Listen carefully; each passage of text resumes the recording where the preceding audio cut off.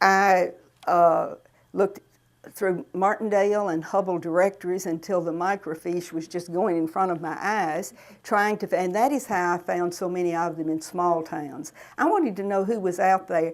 Books have been done on the legal community in places like Dallas and Austin.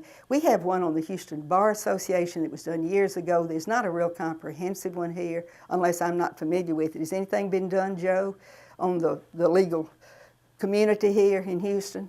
But they have been some other places, and so I got all of those and read those, and they would sometimes give me some direction, but not always just a whole lot. And then we went to the personal contacts, and I mentioned that we asked people to get in touch with me, and sometimes one person would lead to another, and so that was another way that I gathered the information.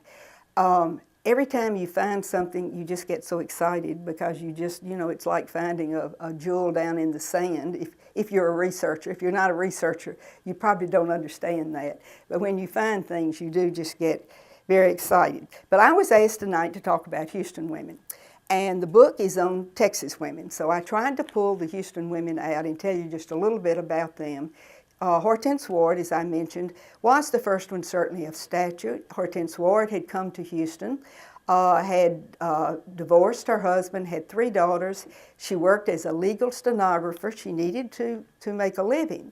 And then she remarried, and she happened to marry an attorney who did become a judge. And so she read law under him. And that is how most of these early women learned the law. The requirements for being an attorney are very, very brief. I mean, there's not a great deal of depth to them in this particular time or in the 19th century, the early 20th century. You had to be of good moral character, and I understand you would get somebody to write something that would attest to that, and naturally you were not going to ask anybody to write that unless they were going to write you a very positive one. You had to be 21 years of age. You had to be an American citizen, a resident of Texas for 6 months, and to have a knowledge of, and I think the way it was worded, legal, I'm not sure how it was worded here, and I don't know that I can find it, but it's very, very vague, and court processes, court procedures. That's all. It doesn't say how you have to, and it certainly never says that women can't do it. No gender restrictions whatsoever. And so that was pretty broad and pretty general. And so we find women as we go along who feel like they can certainly meet those requirements. The University of Texas admitted the first woman in 1906. She only stayed a year, and so she did not go on to get a degree. They graduated their first 2, and they were the first university law school to graduate any women. They graduated 2 in 1914. Then in 1918, they graduated 5 women, which was the largest number they would graduate for years. That was tremendously large, because all through the 20s, there were years they didn't have any women in the class, maybe 1. Sometimes they might have as many as 4. One of those 5 women in 1918 was a Houston woman. Her name was Alice Jane Drysdale, and I saw the Cactus, I think I've got the name right, of the UT annual, the Cactus, and could read all about what had been written about these women that were finishing law school. Everything was very jesting, very much as you see in those old annuals. But she came to Houston and went to work for Gulf Oil, spent her entire career. She married, she became Alice Sheffield, and she was the Associate General Counsel for them. And when she died, she left the University of Texas Law School $3.5 million, the most they had ever been left to that point. And there are some things there named for her, and I'm sorry, I told you my memory is not as good as it used to be. I'm not sure exactly now what they are, but they are named for Alice Jane Drysdale Sheffield. So she was a very successful woman who emerged very early as a Houston attorney. And oil companies would continue to, of course, be a very good source of jobs for early women attorneys when they couldn't find jobs anywhere else. That's where the rough road title to this comes from. It was an unbelievably hard journey getting a job, and that continued up until, well, I started to say until the 70s. No, a lot of it continued beyond that. That really never changed. Do you remember, Ellen, when they told us over at Texas Bar Books, they suggested we call it Through Hell and High Water? That was their suggestion of a name, and I said, oh, that sounds too much like John Wayne. I don't think that's what we want. But they recognized that this was a really difficult path. In 1918, a woman named Doris Connolly graduated at UT, came to Houston, was hired by Baker Botts, Parker, and Garwood. This firm will change its name several times, and I won't always try to tell you the 4 names. Baker Botts was always the first 2. And she was hired as the librarian. And that is what they did with the women law graduates. They would put them in the library because they knew that they could keep all the law books and all the things they had in there. They would be able to keep those straight. She really didn't mind that and stayed 4 years, went back to Texas and became the librarian at the UT Law Library. But she was succeeded in a few years by a woman named Dorothy Most. Dorothy did not want to be a librarian. The way we know so much about her, again, is a fascinating thing about how sources can maybe disappear and how then wonderful things can happen and they reappear. She kept a scrapbook. Her undergraduate days and through her law days, it had everything in it. It might have dance programs, and it would have a concert she went to, and it had a photograph of one of the buildings at UT on fire. I'm not sure which one it was now. It was just a scrapbook, like you would think maybe a young woman would keep. But it had things all about her law school experience. And she had been offered a job at Gainesville School for Girls when she graduated. But the law school dean said, no, I think we can do better than that. Let's see if we can't find you something else. And he found her a job in Houston with Baker Botts. And the letter is in there offering her the job. It's in her scrapbook. Well, the reason UT Library has that scrapbook is an aside story, but it's wonderful. Apparently, at some point, maybe 20 years ago, whoever had that, family member, I guess, down through the years, she finished in 1925, had thrown it away. It had been put in a trash can. And there was a young woman in Austin, walking home in her neighborhood, and she saw this scrapbook sticking up out of the trash can. I think perhaps her father was a professor at UT, but if not, they got in touch with one and they said, is this anything that is valuable? Does anybody want this? And of course they said, indeed, in wonderful condition. I mean, you could go through and everything was, very, very readable. So that is how Dorothy Most's scrapbook ended up in the law school at UT. And I just think, watch trash cans, because that's how wonderful things get thrown away when somebody who has them doesn't realize how valuable they are. Dorothy Most did not like being the librarian at Baker Botts, so she took a job at St. John's Law School in the East and became their Dean of Women. Then she did something interesting, and this doesn't have anything to do with her practicing law, but she was a very accomplished violinist. So then she decided she'd go to Juilliard and become a violinist, which she did. So that was the end of her law career. But she had an interesting, I think, journey to that point.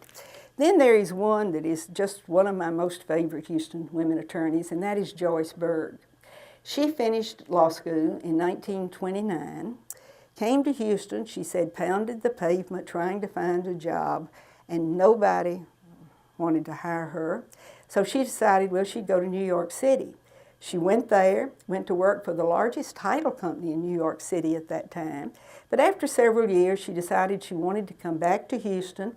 Nothing had really changed, but she did find a job as an assistant district attorney, which was beginning to be open to women, and that's where many of them started. Their legal career was in the district attorney's office as an assistant. She worked there, and then a few months after she was there, the district attorney said, oh, I have hired this fella, and he's really going to take your place, so you will become the clerk. And she said, you know what I did? She was interviewed. There is a video of her by the Houston Bar Association, so you're getting all of this in her words. She said, you know what I did? I just got up and I put my hat on. I always wore hats. And I said, I'm getting out of here. Good by. Said the very idea of him taking somebody who did not, I had a law degree from the University of Texas, and this fella had no training like that, but he was going to be put in my job, which was not at all unusual. So Joyce Berg opened her own firm, had a partner in the beginning named Helene Sussman, she became, and Joyce Berg practiced for 70 years.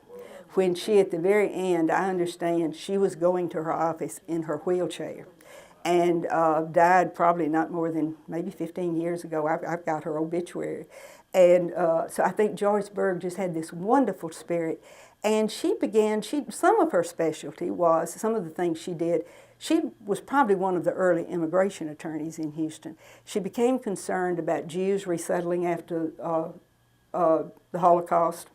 During World War II and after World War II, and became very involved in that. And then she did the same thing later with some of the Chinese refugees coming into Houston and needing to get papers and that kind of thing.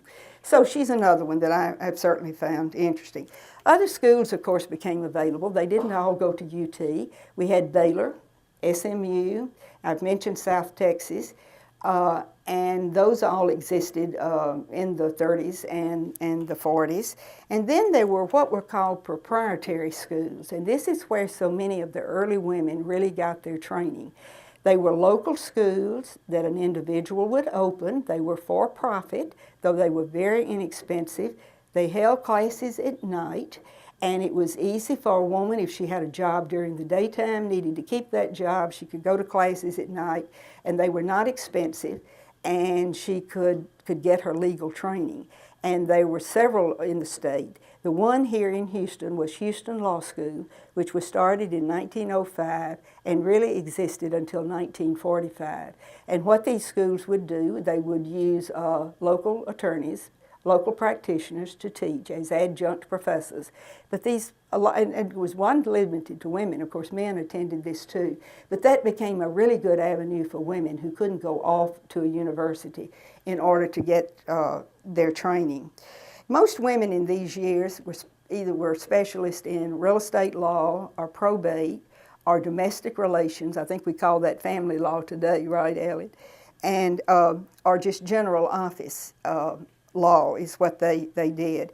And title companies were a very good source of employment for women.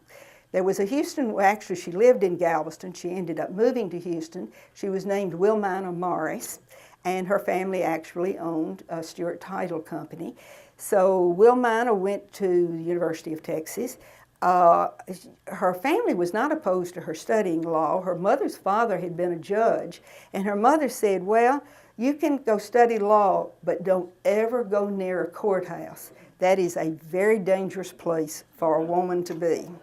So I don't know, her mother thought she could stay away from the courthouse, and maybe she did if she stayed in the title company. But she went on and did that. And Wilmina Morris Carl, she became, was the first woman to be on the Houston Bar Association board in 1951, when they finally said, okay, we'll have a woman on the board. It was Wilmina. She is still alive today. And I came across something, she's over 100. Do you happen to know, Carol, how old she is? 3 or 4. Yeah, I think it's 103 or 104. And I came across something when I was doing the book, and it said, this was a back article, and it said that she was 90 and she was planning to attend the meeting of the National Association of Women Lawyers in London that year. So obviously she was quite active till the end, perhaps not in the real career. Her husband was also an attorney. But again, these women were determined, and they were persistent, or they never would have really bucked the trend to have done the things that they were doing.